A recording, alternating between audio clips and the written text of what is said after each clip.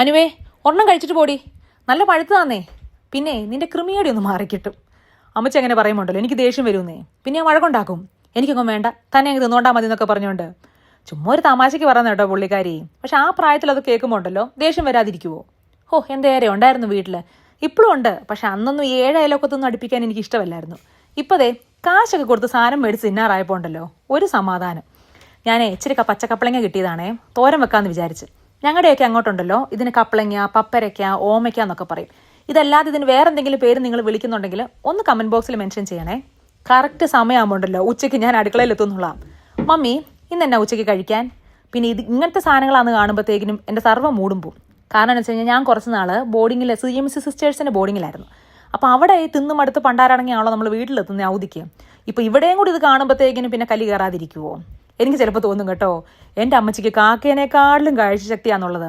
ഈ കപ്പളങ്ങാപ്പഴം മാത്രമല്ല, വീട്ടിൽ ആത്തയ്ക്ക, പേരയ്ക്ക ഇതെല്ലാം ഓടി നടന്ന് ഷിമ്മിക്കൂടോ പെറ്റിക്കോടുകൂടോ ഒക്കെ ഇട്ട് കെട്ടിവെക്കും. എന്താണെന്ന് വെച്ച് കഴിഞ്ഞാൽ അണ്ണാനൊന്നും മാന്തരുത്, കിളിയൊന്നും കൊത്തരുത്. കറക്റ്റ് സമയമാകുമ്പോഴത്തേക്കിനും അത് വിളഞ്ഞോ ഇല്ലയോ എന്നൊക്കെ നോക്കി കൊത്തിപ്പറക്കി വീട്ടിലിട്ടുകൊണ്ട് വരും എന്നുള്ളതാണ്. പിന്നെ ചിലപ്പോൾ ഉണ്ടല്ലോ നമ്മൾ സ്കൂൾ വിട്ട് വരുമ്പോഴത്തേക്കിനും ഇതൊക്കെ അരിഞ്ഞ് പറക്കി വെക്കും.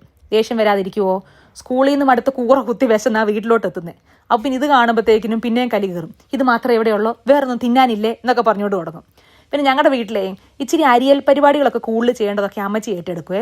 പുള്ളിക്കാരുടെ ഡിപ്പാർട്ട്മെൻ്റ് ആട്ടോ അത്. അതായത് ഇപ്പം നമ്മുടെ ഈ കപ്പളങ്ങയൊക്കെ കൊത്തി അരിയുന്നത്, പിന്നെ ചേമ്പുന്നാൾ കൊത്തി അരിയുന്നത്, പിന്നെ കൂർക്ക ഒരുക്കുന്നത്, അല്ലെ ചക്കക്കുരു ഒരുക്കുന്നത്, അങ്ങനത്തെയൊക്കെ സാധനങ്ങളെ ഈ മുറത്തേലാട്ടോ അമ്മച്ചി ചെയ്തുകൊണ്ടിരുന്നത്. മുറന്ന് പറഞ്ഞു കഴിഞ്ഞാൽ പണ്ട് നമ്മുടെ ഈ ഓലയും കൊണ്ട് നെയ്തൊരു തരം സാധനമായിരുന്നു ഈ അരിയൊക്കെ പേറ്റിക്കൊണ്ടിരുന്നത്. ഇപ്പോഴല്ലേ അത് പ്ലാസ്റ്റിക്കും കൊണ്ടൊക്കെ ആക്കിയത്. പുള്ളിക്കാരിയാണെങ്കിൽ ഇത് കയ്യുറ പോലും ഇല്ലാതെ ഒന്നെങ്കിൽ കൊരണ്ടിയലോ അല്ലെങ്കിൽ സ്റ്റൂളിലോ ഒക്കെ ഇരുന്ന് ഈ പരിപാടികളൊക്കെ ചെയ്യും കേട്ടോ. ഇപ്പൊ പിന്നെ വെജിറ്റബിൾ കട്ടർ എന്നൊക്കെ പറഞ്ഞുള്ള സാധനങ്ങളൊക്കെ ഇറങ്ങിയത് കാരണം നമുക്ക് പണി ഇച്ചിലൂടെ എളുപ്പമായെന്നുള്ളതാണ്. ഞങ്ങളുടെ വീട്ടിൽ കൂടുതലും തോരനൊക്കെ ആയിരുന്നു കേട്ടോ വെച്ചുകൊണ്ടിരുന്നത്, കപ്പളങ്ങ തോരന്. പിന്നെ അങ്ങനെ ഇരിക്കുമ്പോഴത്തേക്കിനും ഒരു കപ്പളങ്ങ മെഴുക്കുവരട്ടി വെക്കും, അല്ലെന്നുണ്ടെങ്കിൽ തേങ്ങയൊക്കെ അരച്ച് കപ്പളങ്ങ കറി പോണക്ക് വെക്കും കേട്ടോ, ചാറ് കറി പോണക്ക്. എന്നാലും തോരനായിരുന്നു കൂടുതൽ. കഥ പറഞ്ഞുകൊണ്ടിരുന്ന ഇനിയിപ്പോൾ എനിക്ക് ഡ്യൂട്ടിക്ക് പോകാൻ നേരം പോകുമല്ലോ. ഞാനൊരു പർപ്പിൾ കളറിലെ യൂണിഫോം ഇടുന്നേ. അത്തേലുണ്ടോ പറ്റി പിടിച്ചിരിക്കുന്നു. നല്ല ഇന്നൊക്കെ ചെയ്ത് സ്റ്റൈലായിട്ട് പോകാമെന്ന് വിചാരിച്ചാൽ സമ്മതിക്കത്തില്ല.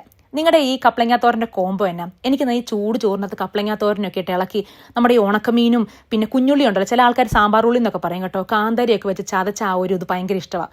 ഇവിടെ ഇനിയിപ്പോൾ ഉണക്കമീനൊന്നും കിട്ടത്തില്ലല്ലോ, അതാണ് അതേ മീൻകറി ആയിട്ടങ്ങ് അഡ്ജസ്റ്റ് ചെയ്തേക്കാമെന്ന് വിചാരിച്ചാൽ.